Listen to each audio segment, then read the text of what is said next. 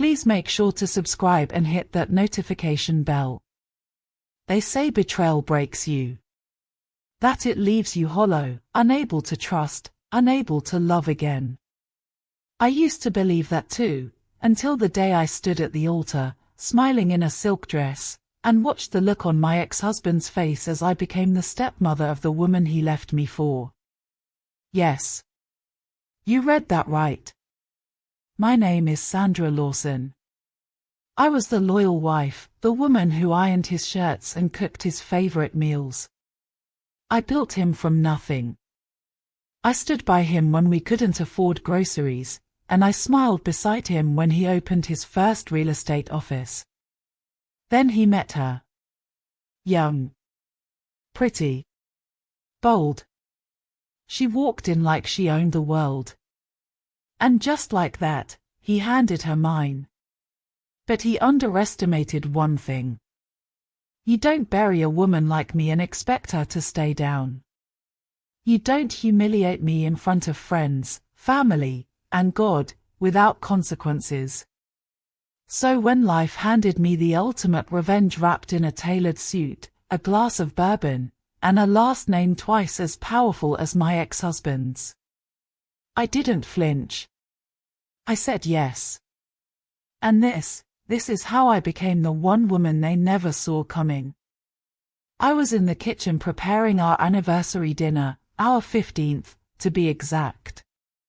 I had marinated the lamb chops the way he liked, lit the expensive candles, and even worn the red silk dress he once told me I looked too classy to cheat on in. Funny, looking back. I heard the front door open and smiled. You're late, babe. But I forgive you, wait until you see what I cooked.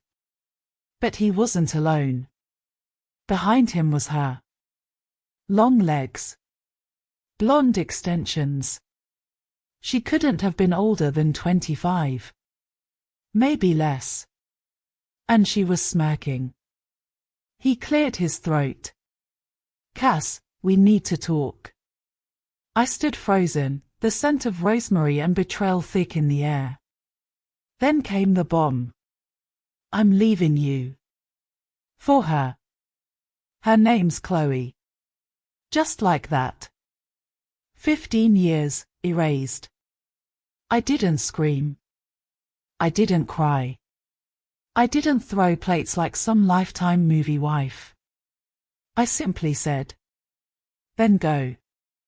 He blinked. Wait, you're not even gonna fight for this. I looked at the girl, Chloe, leaning against my doorframe like she'd just won the lottery. And I smiled, something dark and steady curling in my chest. No, darling. Because I don't chase what's already beneath me. He left. But he didn't know I had one more move to play. And it was going to shatter everything he thought he stole from me. 2 months. That's how long it had been since my husband, ex-husband now, walked out of our home with a girl barely old enough to rent a car. 2 months since the whispers at the country club started. 2 months since my so-called friends started treating me like I was contagious. As though being left made me pathetic. As though I had lost. But I hadn't. I was just waiting. You see, heartbreak has a funny way of sharpening your senses. You start noticing the very people you once overlooked. Like the man who sent the champagne that night I went out to dinner alone. He was older, distinguished. The kind of man who didn't need to speak loudly to command a room. His name? Douglas Worthington. The name should have rung a bell. He was Chloe's father, the same Chloe who wrecked my marriage. He was also a billionaire investment tycoon with a private jet, 3 ex-wives, and a penthouse in Manhattan that had its own elevator butler. I didn't know all that at first. All I knew was that when I looked up from my half-eaten creme brulee that night, he was watching me with a look that was neither pity nor lust. It was curiosity. I hope I'm not being too forward, he said, walking over, but you look like a woman who's had enough of boys pretending to be men. I smirked. And you think you're the solution? He tilted his head, the corner of his lip twitching. No. But I think I might be the upgrade. We went on our first date the following weekend. Then another. Then another. He didn't ask about my ex. I didn't bring up Chloe. For the first time in months, I felt seen, not as someone's discarded wife, but as a woman who was still desirable, still dangerous, still alive. Until one night, 3 weeks in, we were lounging in his study, jazz humming in the background, when he dropped his whiskey glass onto the table and said, "So, Sandra, tell me. How do you feel about weddings?" I blinked. Weddings? He smiled. Yes. Because I have a ballroom booked, a tux already tailored, and something tells me you've got a little revenge in you, too. My breath caught. What exactly are you saying? I'm saying, marry me. There was a long pause. I stared at him. He leaned closer. And let's give your ex-husband and my daughter one wedding they'll never forget. I didn't hesitate. I said yes. I didn't sleep that night. Not because I was unsure. Because I was thrilled. The idea had sunk into my veins like champagne, sweet, fizzy, and just dangerous enough to make me drunk on it. I was going to marry Chloe's father. The very girl who smirked at me from across tables, wore my old jewelry like trophies, and clung to my ex-husband's arm like she hadn't broken something sacred. And now, I'd be calling her, daughter. I wasn't just climbing out of the ashes of my old life, I was about to rise in stilettos, wearing the crown she thought she stole. Douglas didn't waste time. Within a week, invites were being hand-delivered. Yes, hand-delivered. Embossed in gold foil and sealed with a wax W for Worthington. The man had taste, and a flair for showmanship I could get behind. I asked, casually, over morning coffee, will Chloe be attending? He looked at me, half smiling. She already RSVP'd. +1. Oh, the irony. She didn't know. Not yet. The invites simply read, Douglas Worthington and Sandra Whitmore cordially invite you, no last names. No photos. Just mystery. Let them walk into the trap. It was held at the Worthington estate in Napa Valley, hills rolled like green waves behind us, champagne towers glimmered, and a string quartet played Coldplay's Fix You as guests arrived in droves. And then, I saw them. Chloe and John. Arm in arm. Laughing. Dressed like Barbie and Ken at a Vanity Fair afterparty. John looked older, thinner than I remembered, like stress had been eating his ego. Chloe? She looked expensive but hollow. Like a mannequin that didn't know it had been replaced in the display window. I stood behind a sheer veil at the top of the staircase when they entered the garden. They hadn't spotted me yet. The minister gave the cue. The music shifted. And then I walked down the grand staircase. White dress. Cathedral-length train. Diamond necklace that once sat in his family's vault, gifted now by Douglas. John's face turned a shade I'd only ever seen in hospital walls.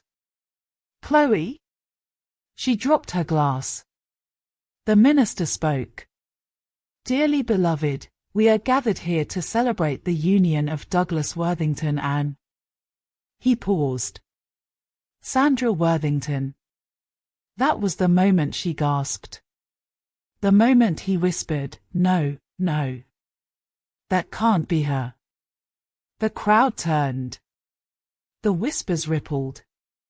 But I walked steadily, smiling like I'd just stepped into my rightful place in the world. At the reception, John tried to corner me. He hissed, "You're doing this to get back at me." I sipped my champagne slowly and whispered, "No, darling. I already won. This is just dessert. You know what's more intoxicating than revenge? Luxury revenge."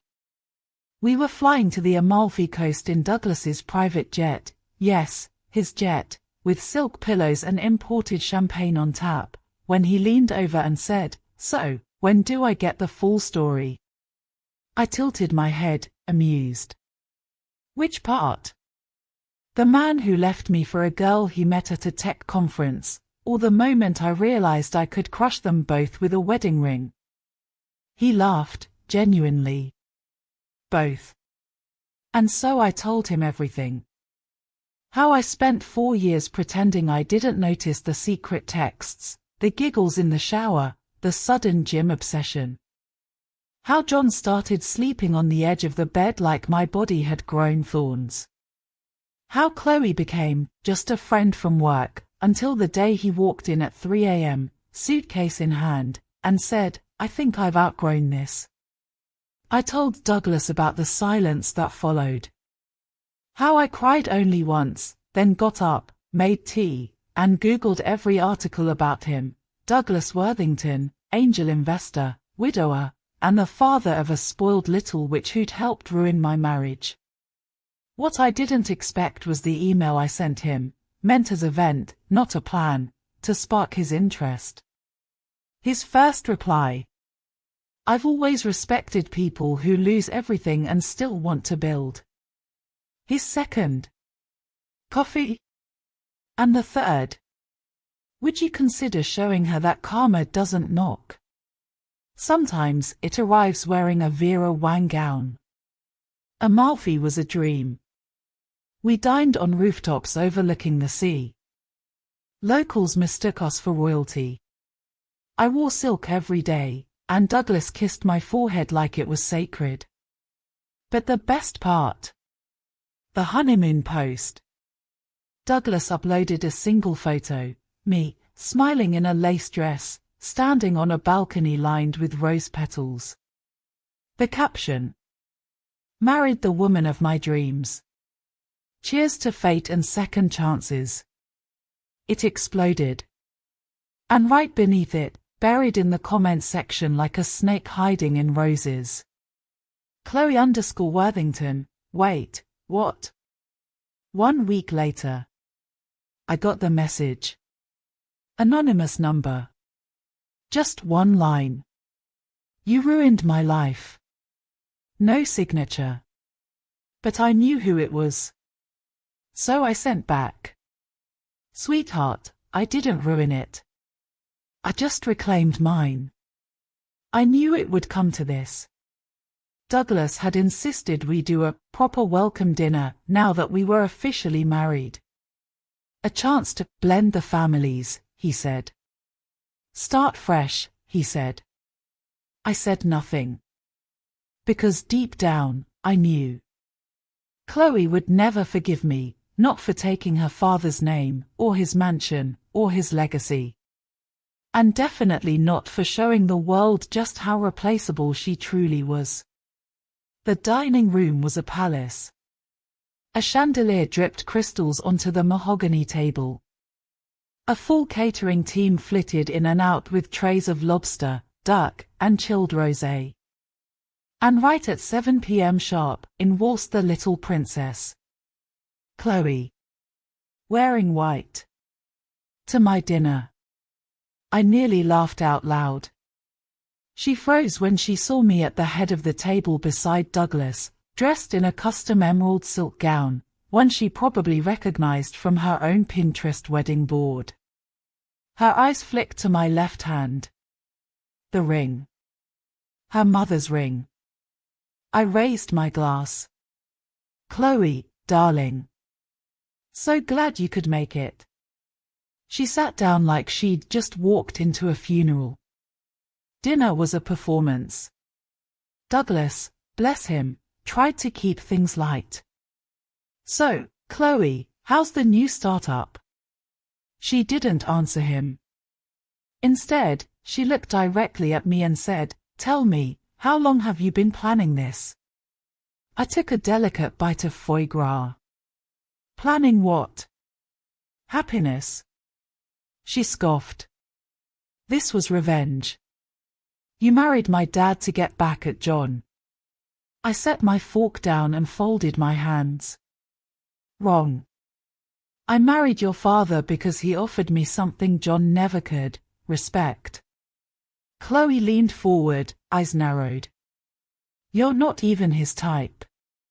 Douglas cut in gently. "Actually, Chloe, she's exactly my type. Intelligent, kind, and immune to childish games." It got very quiet.